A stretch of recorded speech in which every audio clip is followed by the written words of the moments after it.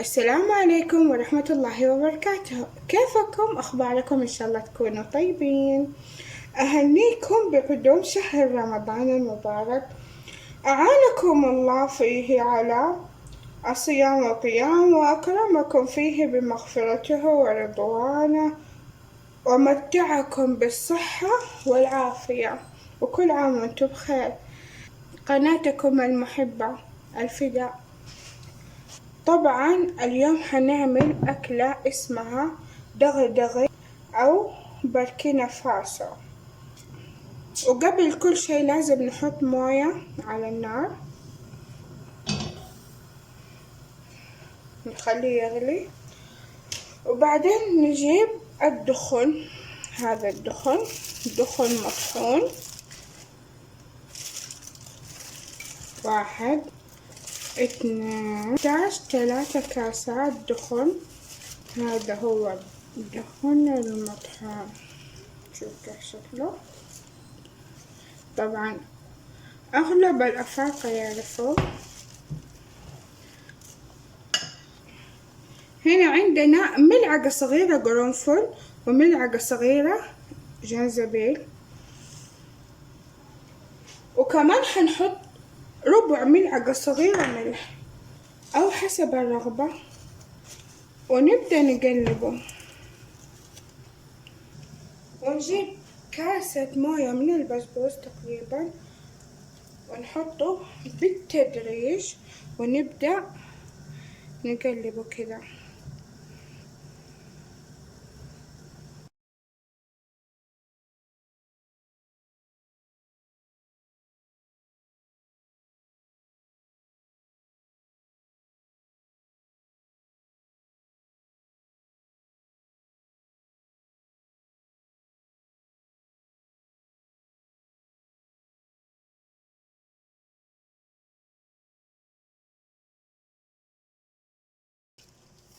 دحين بعد ما كورت العجينة كده، نجيب رشاش بسيطة.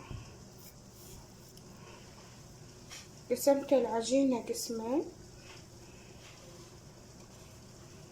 ونجيب المبشرة ونبدأ نبشره.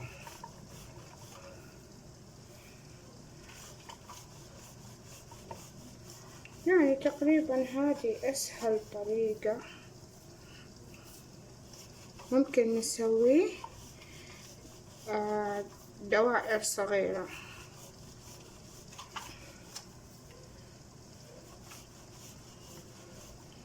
صراحة من أكتر المشروبات اللي حبيتها، طعمها قريب من الفرافرة، بس صراحة طعم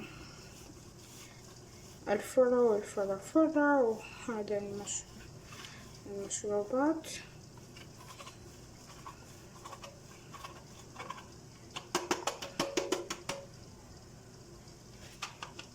شوفوا كيف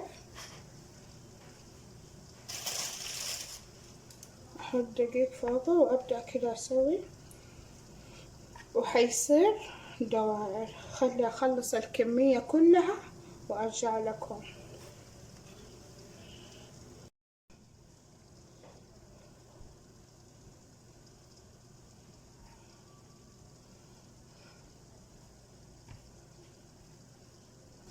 للقوام المطلوب أو الدرجة المطلوبة.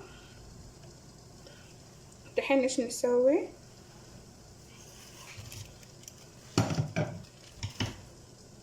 نجيب صفاية.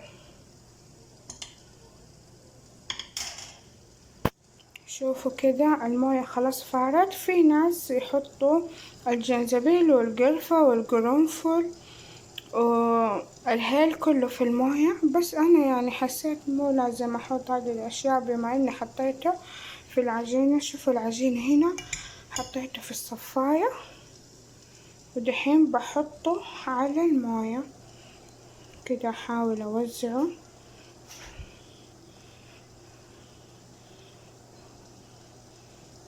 اهو شفتوا الصفاية الموية. بعدين ايش احط؟ اذا ابغى احط قصدير بعدين أحط الغطا وبس.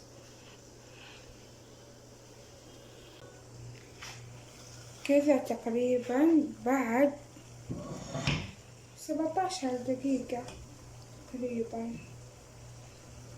شوفوا كيف لسه لازم نخليه 30 دقيقة أو 25 دقيقة، وما بين كل هذه الدقائق لازم نفتح الغطاء ونقلب الدخن عشان لا يستوي جهة والجهة الثانية ما تستوي.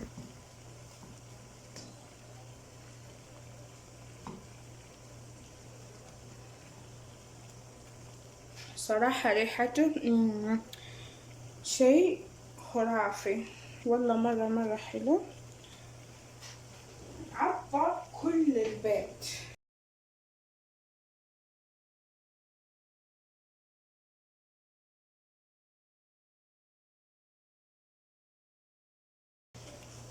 شوفوا لسه باقي فيه بياض،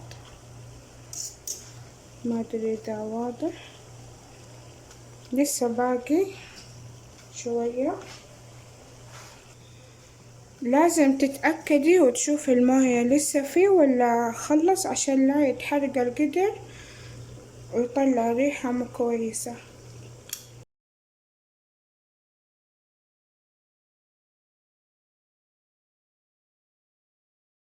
خلاص باقي له تكة وينتهي سوا. تقريبا 25 دقيقة من طبخة الدخن. من طبخ الدخن دحين نحتاج للخلطة البيضة أو ما أدري هم شو يسموه، المهم زبادي اليوناني. طبعا مو مرة مهم لكن طعمه مرة حيكون لذيذ إذا حطيتوه في نفس الخلطة، وزبادي وحليب ولبن. الحين نفتح وننزل الأشياء. الألبان طبعا لازم أذوقه.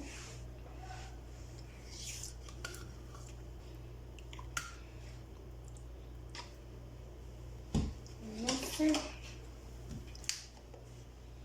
بسم الله.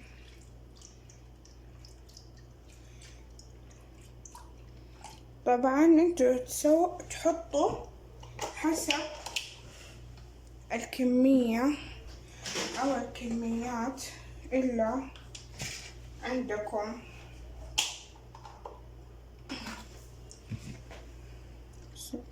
بس لو جربتوا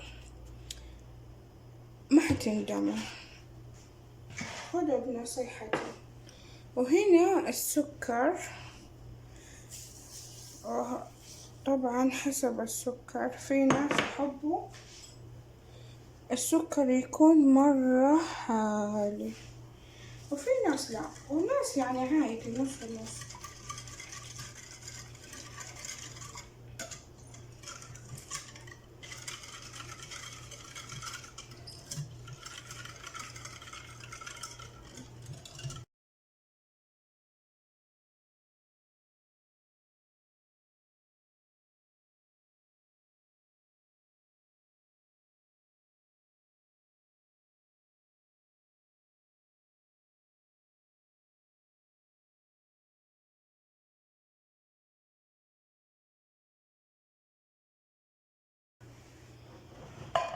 الحين نشيل من اللبن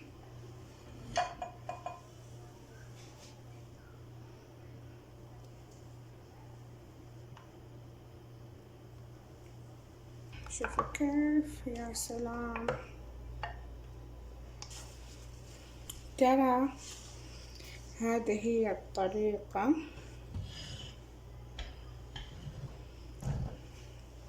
صراحة ولا أروع.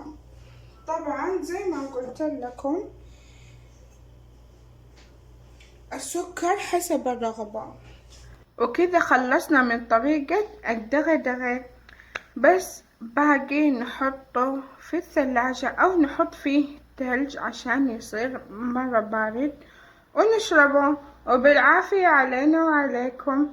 وصلوا على النبي، اللهم صل وسلم عليه. انتظروني بفيديو جديد.